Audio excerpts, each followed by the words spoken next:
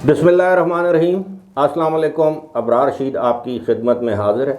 आपसे दरख्वास्त कि अगर अभी तक आपने चैनल को सब्सक्राइब नहीं किया तो सब्सक्राइब कर लीजिए, जो बेल आइकन है उसको ज़रूर प्रेस कीजिएगा। आपका बहुत बहुत शुक्रिया।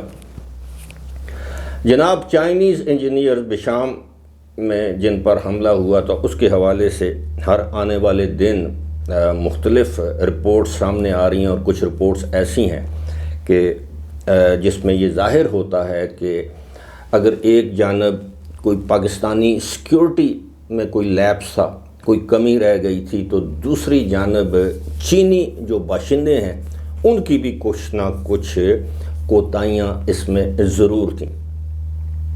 किसी भी मुल्क में किसी भी दूसरे मुल्क के शहरियों, ख़ास तौर पर चीन जैसे मुल्क के दोस्त हमसाया मुल्क के शहरियों का तहफ़्फ़ुज़ हमारी बुनियादी ज़िम्मेदारी बनती है। लेकिन और ख़ास तौर पर जब वो उस मुल्क के शहरी, उस मुल्क की हुकूमत, उस मुल्क के कारोबारी इदारे आपके मुल्क में सरमायाकारी या इन्वेस्टमेंट के लिए आए हों और सी पैक जैसे इम्पोर्टेंट मंसूबे पर काम कर रहे हों, तो ज़ाहिर है ये हमारी ज़िम्मेदारी बनती है। माजी में हमने देखा सी पैक अथॉरिटी बनाई गई। हमने देखा कि सी पैक के लिए एक मखसूस मुख्तस सिक्योरिटी फोर्स बनाएगी, एक बाकायदा डिवीज़न जिसे कहते हैं कि एक ब्रिगेड टाइप बनाई गई कि जी उनको हमारी आर्मी भी तहफ़्फ़ुज़ देगी, हमारी पुलिस भी तहफ़्फ़ुज़ देगी। बाकायदा एक सी पैक सिक्योरिटी का एक प्रोजेक्ट था।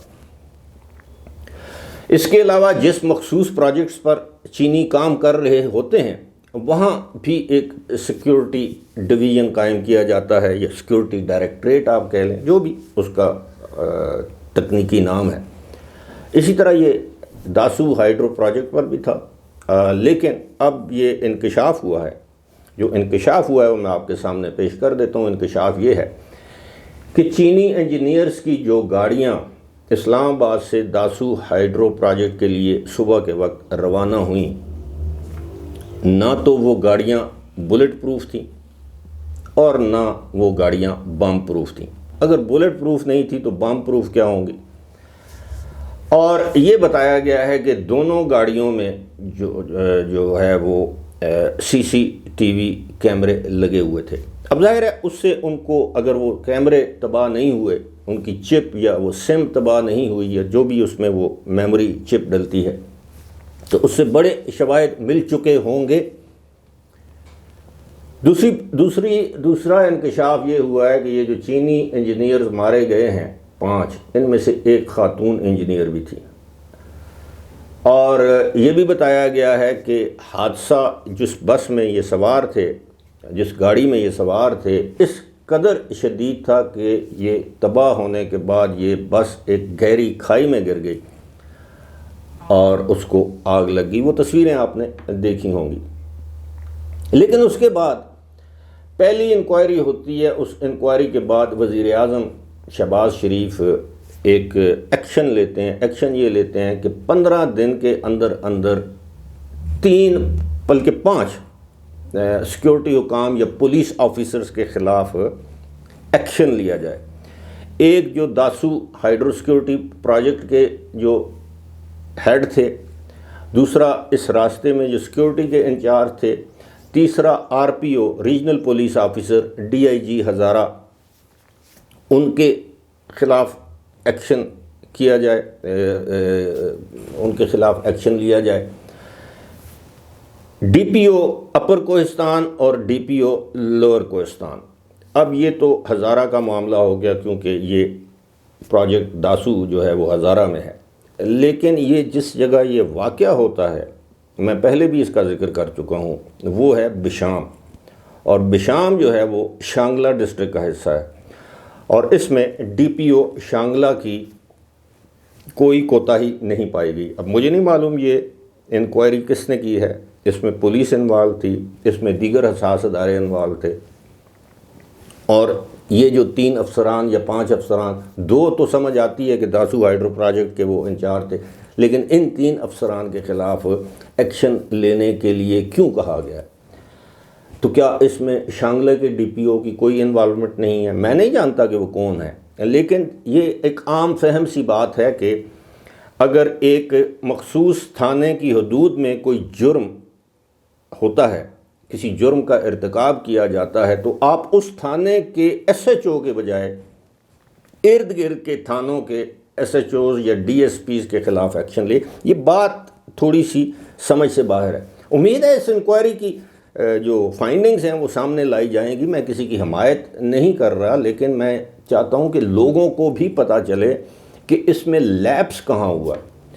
کیا چینیوں کی جانب سے ہوا ہے؟ کیا انہوں نے مقامی پولیس یا سیکیورٹی اداروں کو یا جو بھی ہے ان کی حفاظت پر مامور جو ادارے ہیں ان کو نہیں بتایا اپنی موومنٹ کے حوالے سے؟